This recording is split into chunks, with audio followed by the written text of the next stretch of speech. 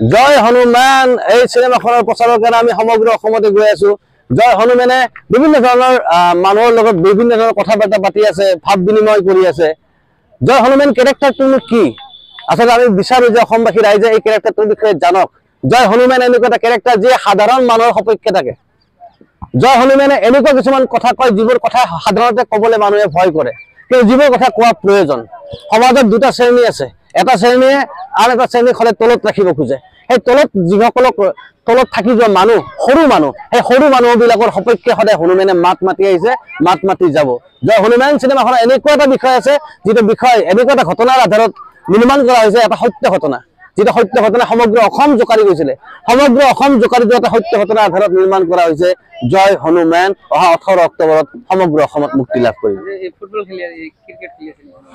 খেলা ধূলা খুবই ইম্পৰ্টেণ্ট, শাৰীৰিক অনুশীলন খুবই ইম্পৰ্টেণ্ট, কাৰণ আমি দিনে দিনে দেখিছো যে মদ, ড্ৰাগছ, নিচাযুক্ত সামগ্ৰীৰ প্ৰয়োগ দিনে দিনে বাঢ়ি গৈছে।